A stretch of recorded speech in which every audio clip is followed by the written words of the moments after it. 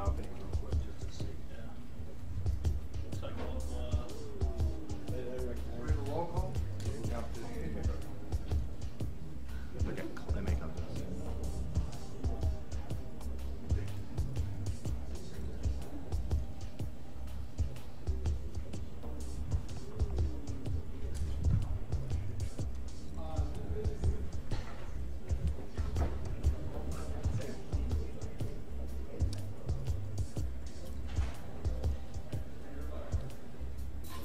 Good morning, Andy, and they are getting ready to come in here in just a moment, I believe. They're kind of doing a little housekeeping here, making sure that everybody is in place for this. What's happened here in the last hour, they had to move this over to the fire station here in Ferguson, basically just to accommodate all the media that wanted to be here. In the same period of time, a number of people have gathered outside the police station, a number of demonstrators. That group has grown. They were across the street, moved over here, and they've been kind of marching through the area, chanting, talking, praying, and you heard all sides basically literally at the same time. At one point, a group of people was saying a prayer while another group of people was making some fairly profane references to the police department. All sides of it there, really.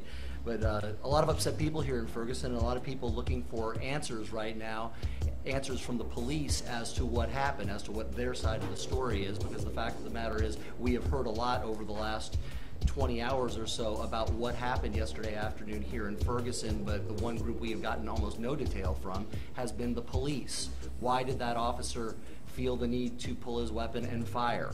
Was the person that he shot, this 18-year-old Mike Brown, was he armed? We've heard from people in the area that he was not armed. However, we have not heard that from in any official capacity. So these are all things that we are hoping to get answered as Chief John Belmar will take the podium here shortly, along with the police chief here in Ferguson.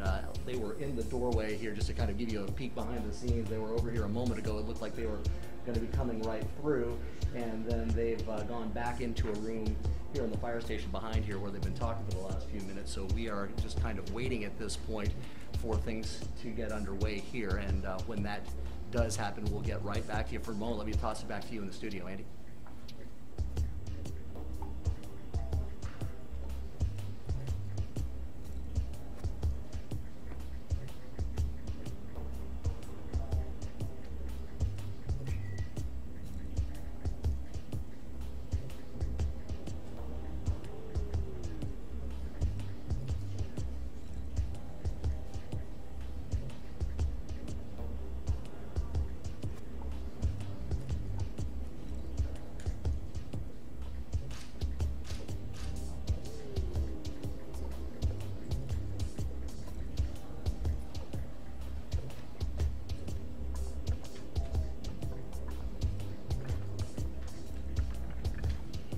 No way to do that. No way to do that. No way to do that.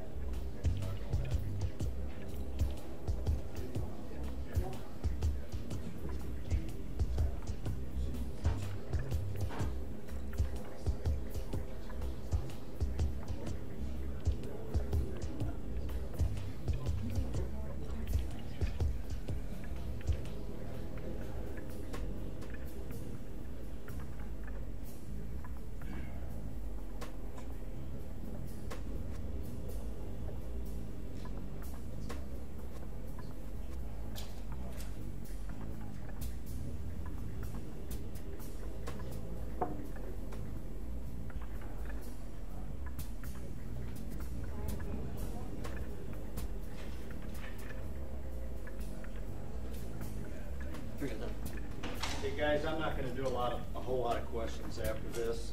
So right now, can you guys come up with a couple questions to see if I'm going to address them during my briefing? Anybody?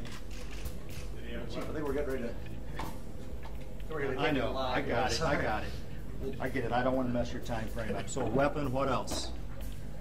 What happened? I guess the question Chief, I can address that wants to too. know is just what led up to this. What led up to this, and what led the officer to think he needed to fire his weapon? Any other questions before I get started with the briefing? Got it. Okay. And we'll get the answer to that question too. And we'll get on that. Yesterday about noon in the 2900 block of Canfield, a Ferguson police officer had an encounter with two individuals on the street.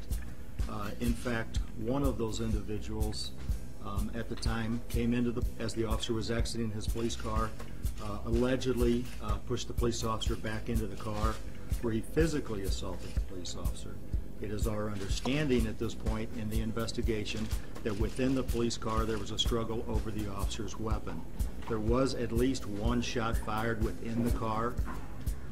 After that, the officer came back out of the car, he exited his vehicle, and there was a shooting that occurred where the officer in fact shot the subject, and the subject, they were fatal injuries. The entire scene from approximately the car door to the shooting is about 35 feet. There were shell casings recovered. The shell casings are all matched to one weapon. That's the officer's weapon. There were more than a few shell casings recovered. I cannot say at this time how many times the subject was struck by gunfire. It's hard to know. It was more than just a couple, but I don't think it was many more than that. There is the medical examiner is conducting an investigation today to determine that, and please keep in mind that it's going to take as long as 6 weeks for the toxicology reports to come back on this. I think I'd like to underscore the fact that Chief Tom Jackson, who's sitting to my left, called me personally yesterday as he was arriving to this scene and asked the St. Louis County Police Department Bureau of Crimes Against Persons to investigate this. Obviously, I would not imagine that anybody would do that if they felt like they had anything to hide or in fact did not want the investigation to be looked at independently, and then the facts and circumstances of that investigation be looked at by a neutral party. While we talk about that, I will tell you this. When this investigation is complete, the facts and circumstances will be turned over to the St. Louis County Prosecuting Attorney. I have been on the phone with Mr. McCullough, who's out of town. Those facts and circumstances will be given to him, and then he will have the opportunity to determine the justification, whether or not any charges will be filed, anything like that. And by the way, these are standard protocols that we go through when we have the opportunity to investigate these kind of unfortunate actions. People have asked me about the FBI, whether or not they're going to be involved in this investigation. I would imagine that there's a chance that the FBI could be involved in this. I've not talked to the St. Louis office yet, but I plan to do that today. That's not unusual for that to happen in these type of cases. Typically, the FBI will come in afterwards. They'll take a cursory look at the case, find out if there's information to where they can open a file up, and then in fact they may or may not become involved in the investigation. So we're going to take a look at this. We're going to do it thoroughly. I'd like everybody here to appreciate that it took a very long time yesterday to process this scene. We only get one opportunity to take a look at these scenes. They're only the scene one time. And there were a lot of folks down there. Their emotions were running very high. I know that we certainly understand that. I know that Chief Jackson and the Ferguson Police Department appreciates that. But we felt like that we had to practice our due diligence down there on this scene. That's why it took as long as it did. I feel like we've done a very good job regarding the investigation. We've done a very comprehensive canvass. We've talked to as many people as we can. We're trying to get any electronic data, any footage that's out there of the incident, and we are continuing to talk to folks today. Two more things real quick. The officer who was involved is been on the police department about 6 years. I'm unaware of any other issues that he has been involved in during his employment as a police officer in the city of Ferguson. We also will be interviewing that officer more extensively today. We had an opportunity to speak with him, of course, yesterday, but because of the dynamics of the scene, we didn't get to spend as much time with him as we would have preferred, so a very comprehensive interview will be conducted with that officer today, who is in fact on administrative leave. Before he comes back, Chief Jackson assures me that he will have to go through 2 different psychological evaluations before he will be able to return back to duty. So that's basically what's going on with it. Again, the investigation is continuing. I would like to be able to even answer more questions than that. One of the questions was the other subject, the decedent, the 18-year-old, armed with a handgun, a rifle, any type of weapon at the time? The answer to that is no. It started out, the genesis of this was a physical confrontation. Ladies and gentlemen, I appreciate your time. Chief, could we very quickly just wanted to clarify one thing. There was a struggle in the car. He's 35 feet from the car. No, when the shooting- there's a struggle in the car that started this. Right. The entire scene is about 35 feet. So was this kind of a during the wrestling whole match, time. so to speak? Did this struggle It continue outside was the car? it was a physical altercation within the police car between the subject and the police officer at the time that extended eventually out into the street. And that is in fact where the shooting occurred. The fatal shooting occurred was in the street outside of the police car. What I was trying to articulate to you is that this is not a very big physical scene at this Witnesses were point. saying that they were running from the officers. Were they still in close contact? Were they still wrestling, so to speak, when the fatal shot was fired, or were they fleeing at that point? I'm not going to be able to get into any of those type of questions. I haven't had the opportunity, even in fact, yet to sit down with the prosecuting attorney's office.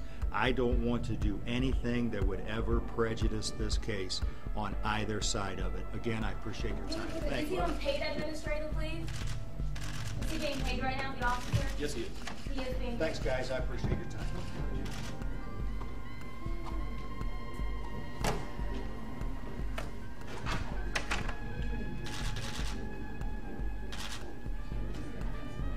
Got one.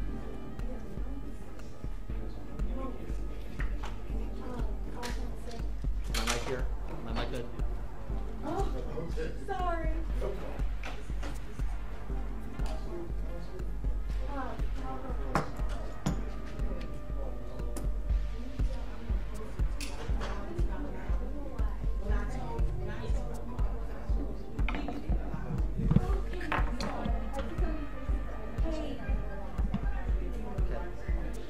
I don't know if you'll be able to see. Well, you can't see. We're in an interior room in the building.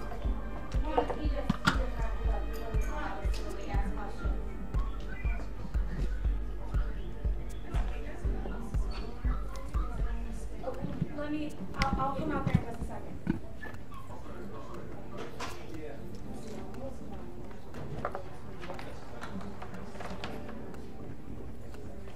First off, I don't know if you can tell.